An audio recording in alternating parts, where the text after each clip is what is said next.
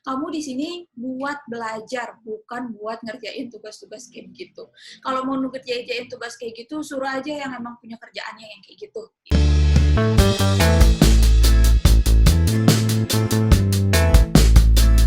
Ya, selamat datang di Masirio YouTube channel. Iya. Sama seperti biasanya, aku mengucapkan selamat pagi, selamat siang, selamat sore, dan selamat malam. Itu semua tergantung kamu nontonnya di jam berapa. Nah, kali ini aku sudah berada di Zoom berdua bersama salah seorang sahabat Masirio. Sahabat Masirio nih udah kayak sahabat Kiki. Kali ini sudah ada Diva Lukiana. Wow, Lukiananya disebut banget, Pak. Sepertinya ada satu kata lagi, tapi itu tidak penting untuk teman-teman. Parah. Nah, kalau sudah berdua, berarti kita sudah berada di... Ya, benar sekali. Kita sudah berada di cerita magang. Teng, teng, teng, teng. Cerita magang. Nah, itu tadi adalah bumper spesial yang selalu menemani cerita magang di Masirio YouTube channel. Wow, sangat natural sekali. Video editing, rame-rame langsung car. Betul sekali. Nah, tapi sebelum ngobrol-ngobrol soal cerita magang, buat sobat-sobat Rio, jangan lupa untuk selalu like, comment, share, subscribe, and nyawer. Karena di setiap akhir video ini bakal ada QR code dari GoPay yang teman-teman bisa berbagi dana, bisa menyumbangkan uang 1.000, 2.000, 3.000, 4.000, sampai 5 juta monopoli.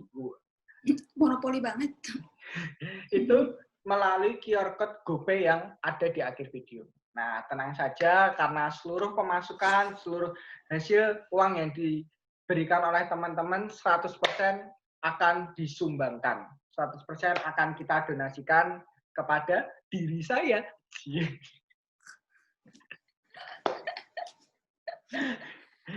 Udah nikah ya, Bapak. Lama-lama lagi karena kita sudah bergabung dengan Diva Lukiana. Iya, Diva aja.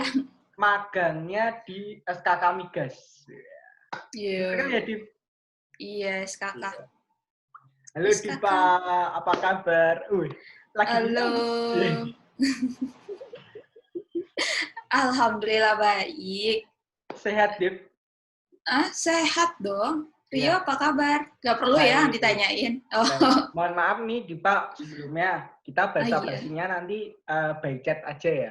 Soalnya kalau sekarang takutnya teman-teman nyekip, nanti aku nggak dapat jam tayang. Bisaan. Ya lanjut langsung. Apa yang mau ditahu nih? Kemarin magang di SKK Migas. Boleh ceritain dong pengalaman selama magang di SKK Migas? Pengalaman selama magang di SKK Migas mulai dari masuk deh. Masuknya itu aku mesti nunggu dulu 2 bulan buat masuk ke SKK Migas. 2 minggu buat SKK Migas. Waktu itu sih sempat bentrok. Kan aku mesti KKN juga 3 bulan. Tadinya emang jadwal aku masuk tuh bulan, kalau nggak salah tuh bulan sekitar bulan Novemberan, kalau nggak salah ya, karena KKN aku penuh drama, gempa dan segala macam. Ada cinlok ya? Nanti kasihan viewers. Jadi aku harus memajukan itu, tapi mesti nunggu juga dari pihak SKK gitu. Jadi email yang aku kirim baru dibales 2 minggu, kayak udah hopeless gitu. Udahlah aku cari tempat magang aja tempat lain, tapi dibales sama SKK. Terus yeay, akhirnya aku bisa magang di SKK. BTW udah ada yang tahu nggak sih SKK Migas itu kepanjangan dari apa?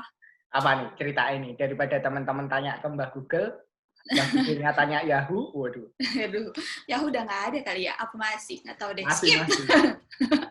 Jadi SKK Migas itu Satuan Kerja Khusus Pelaksana Kegiatan Usaha Hulu Migas dan minyak dan gas bumi gitu. SKK Migas itu tuh lebih sebenarnya dia tuh semi BUMN. Setahu terakhir aku magang itu dia belum jadi BUMN karena ada permasalahan di perpunya. Jadi dia nggak resmi BUMN banget gitu si SKK Migas ini. Apa bedanya sama si Pertamina?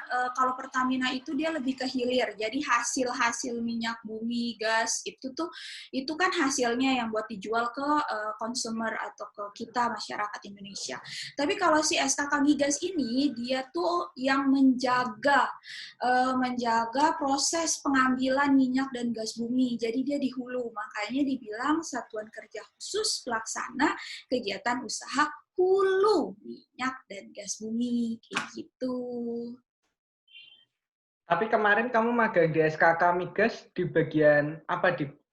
Oh, tetap di bagian komunikasi. Jadi SKK Migas itu sebenarnya banyak divisi-divisinya. Ya iyalah ya, divisi kontraktor kayak gitulah yang aku kurang paham, kayak tekniknya, pengeborannya kayak gitu.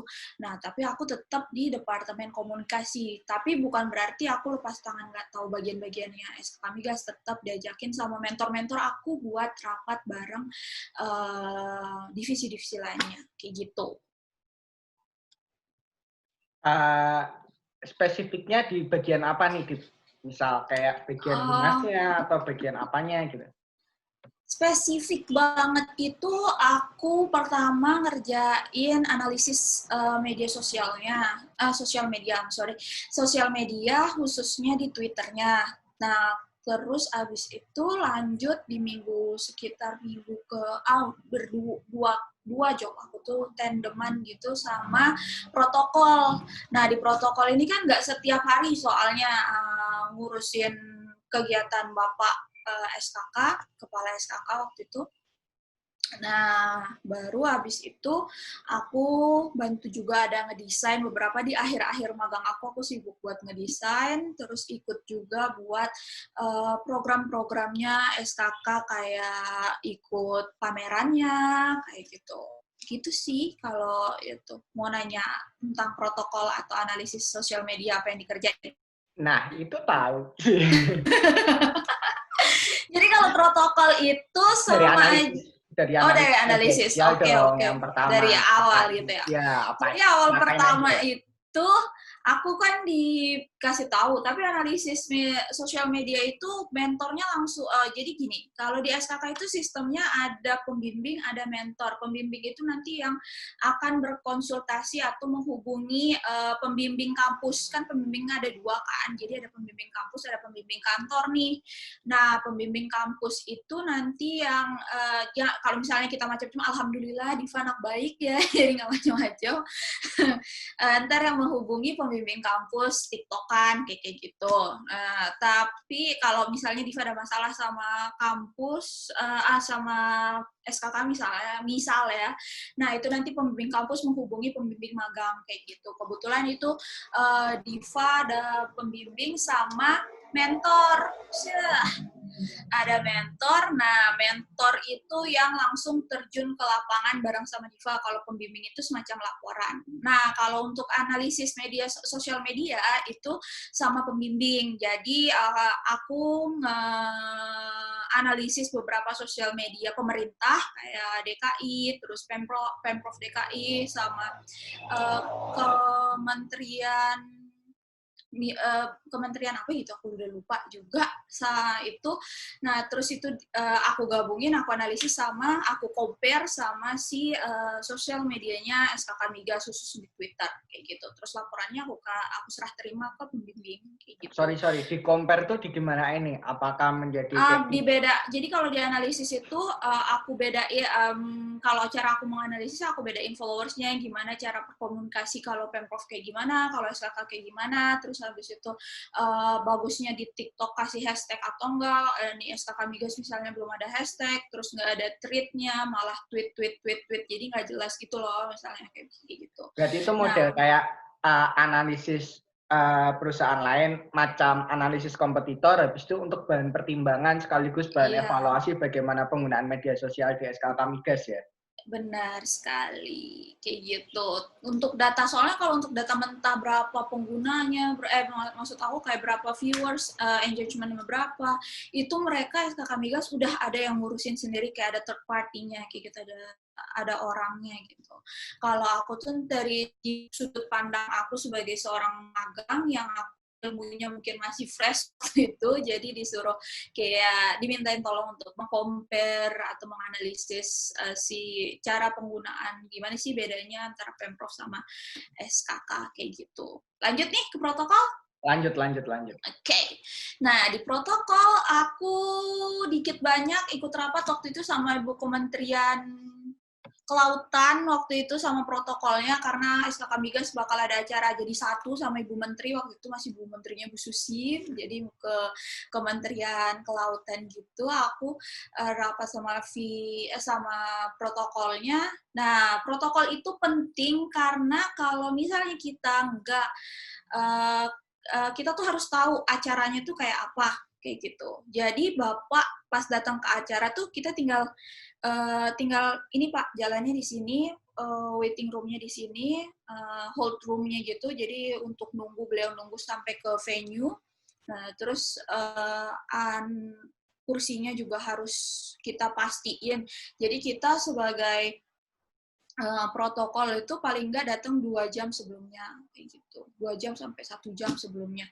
Make sure sama panitia, rundown-nya apa, speech-nya Bapak apa, terus tapi bahan materinya bukan kita yang bikin, jadi ada tim lain yang bikin bahan materinya Bapak, kita hanya mempersiapkan, Bapak gimana ini kayak gini, terus oke, jadi gitu. Udah langsung. Kalau protokol tuh lebih simpel sih, cuman aku dapat wejangan gitu dari kakak mentor aku, dia bilang kalau misalnya protokol itu dia kayak udah punya ikatan gitu, kayak misalnya ikatan dokter Indonesia ada, nah protokol itu ada katanya.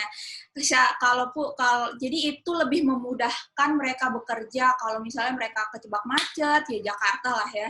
Nah, jadi dia bisa saling kontekan, bapak gue duduk di mana nih, bapak gue duduk di mana nih, barengan nggak sama bapak lo, kayak gitu, sebelah-belahan nggak, ntar kayak gini ya, ntar kayak gitu. Jadi lebih gampang kayak gitu. Terus yang terakhir, desain. Lanjut nih, desain apa mau ditanyain dulu protokol? Lanjut ke desain dulu aja. Oke, kalau di desain aku lebih kayak backdrop ada nggak? Jadi aku tandem juga sama temen magang aku jadi aku berdua magang, satu dari BINUS, satu aku dari UMY. Nah, dia biasanya ngurusin backdrop, lain-lain yang besar-besar gitu. Nah, aku tuh biasanya yang peritil-peritilan karena emang kalau desain itu side job aku kayak gitu. Karena main job aku tuh protokol sama analisis tadi. Nah, kalau itu aku biasanya ngurusin poster, terus abis itu bikin kartu ucapan buat disebar ke eksternalnya SKK Migas. Jadi kan dia kayak kartu ucapan waktu itu pas mau Happy New Year. Happy New Year itu SKK Migas ngirim kartu ucapan by email dan itu disebarluaskan. Nah, kartu ucapannya itu kita yang bikin kayak gitu. Nah, terus habis itu ada juga kegiatan-kegiatan SKK Migas yang kayak ngopi bareng, kalau nggak salah tuh namanya juga. Jadi dia ngobrol sama stakeholder-nya, yang sifatnya ngadain acara-acara gitu, kita yang bikin ID card-nya atau bikin posternya, kayak gitu. Gitu, kalau yang aku Maaf kerjain. nih, kan kamu itu di bidang komunikasi. Ada nama khususnya nggak sih? Nggak ada sih, setahu aku tuh. Jadi kayak udah di bidang komunikasi kayak gitu. Iya, departemen komunikasi, jadi Departemen komunikasi. benar-benar di bawahnya Bapak. Kalau kata aku di bawah Bapak kepala, kan dia mendampingi gitu kan dia. Kayak gitu. Kalau kayak analisis Twitter, kemudian desain, ya itu memang komunikasi banget lah. Tapi memang kalau Iya. protokol ini memang dari awal memang kalau di SKK Migas sudah ada di departemen ini komunikasi. Jadi departemen divisi ya, aku tuh divisi program dan komunikasi. Nah, divisi ini tuh fungsinya tuh untuk membangun dan menjaga mengkomunikasikan visi dan misinya SKK Migas. Simpel sih maksud aku, sama kayak perusahaan-perusahaan lain yang kalau divisi komunikasinya itu kan how to create key message to uh, pihak publiknya kan, atau targetnya. Tapi kan di sini kalau SKK Migas kayaknya seluruh Indonesia tuh menjadi apa ya, audiensnya, targetnya, karena dia salah satu yang langsung di bawah presiden. SKK Migas ini udah bukan lagi di bawah Kementerian SDM kayak gitu.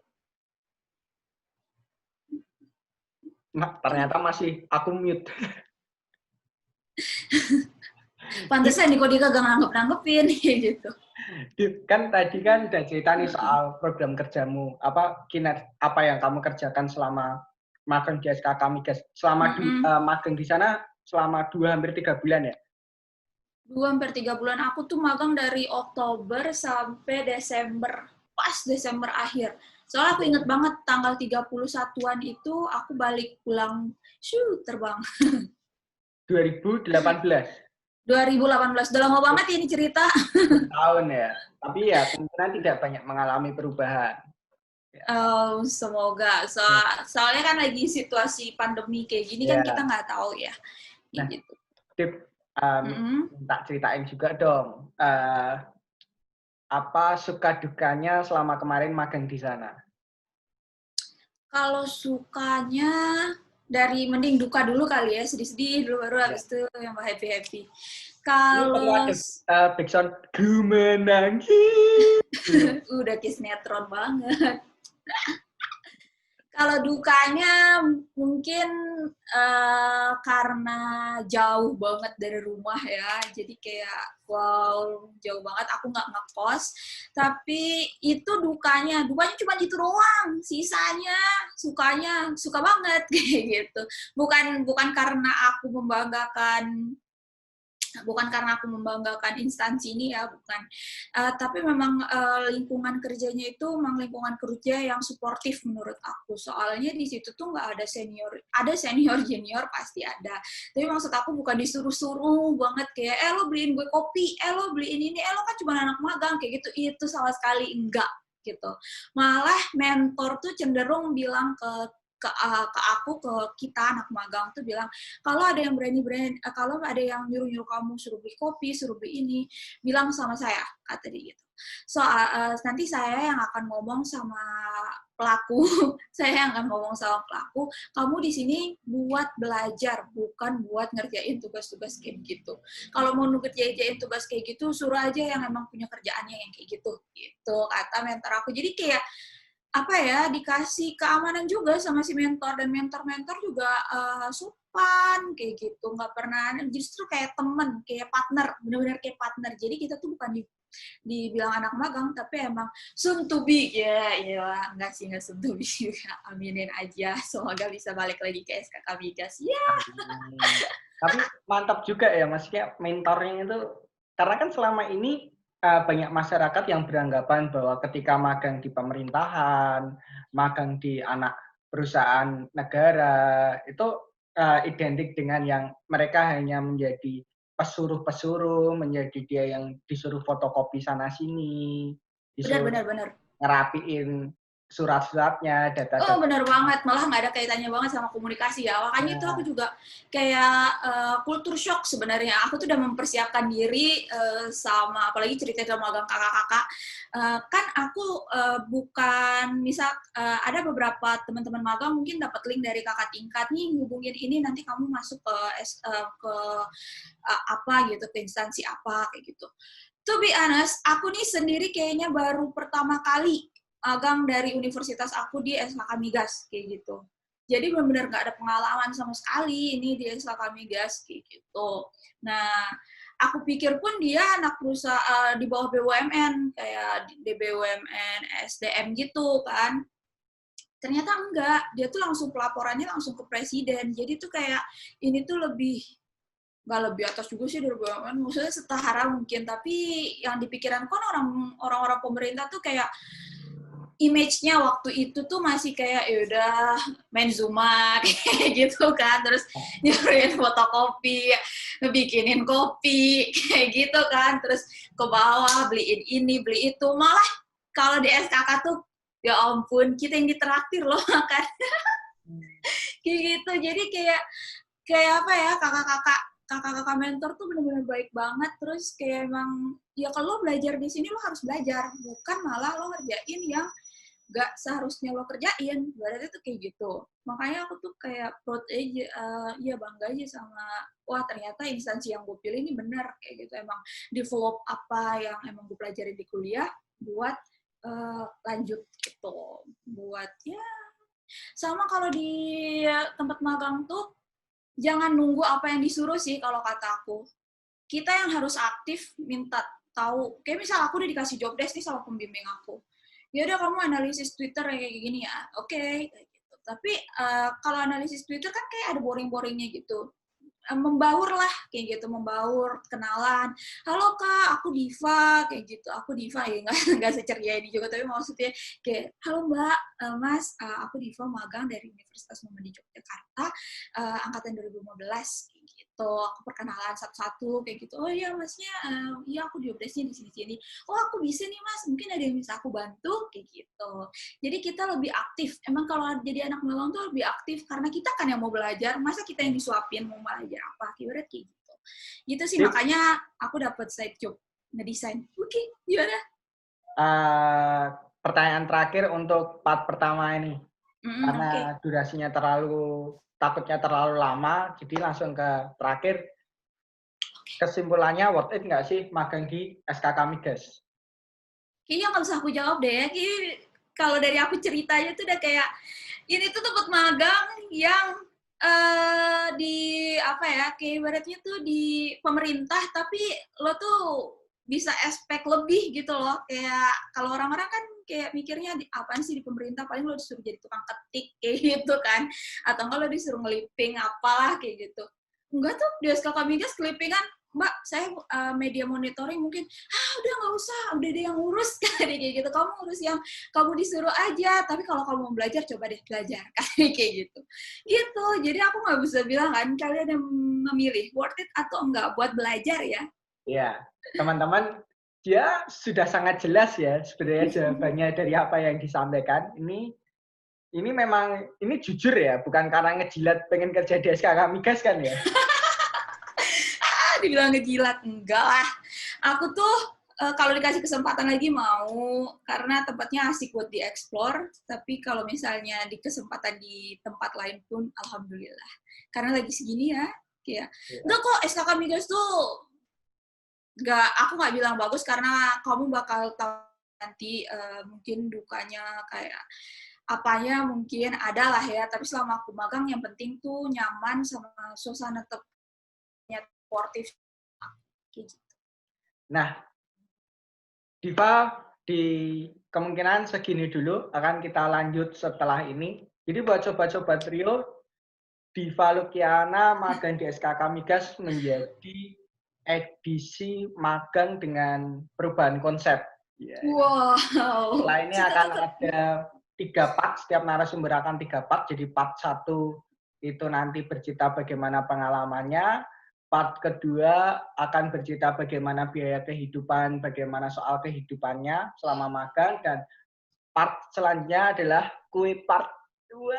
Happy birthday to you. Garing banget. Enggak. Maksudnya bapak-bapak banget ya guys. Di part ketiga, Sobat Rio akan bercerita bagaimana cara mendaftar, tips mendaftar, termasuk skill apa saja yang harus dipunyai supaya magang di sana itu bisa wut. Wah, seperti bis sumber kencono. Nah, Diva, terima kasih banyak untuk sharingnya. Part pertama, kita akan berjumpa lagi 15 menit lagi. Karena menunggu converting dari Zoom ya. Buat teman-teman, terus ikutin di part kedua, part ketiga, dan sobat-sobat Rio yang magang lainnya. Jangan lupa untuk selalu komen, like, subscribe, and nyawer. Ini dia QR code-nya. Nyumbang, nyumbang, nyumbang.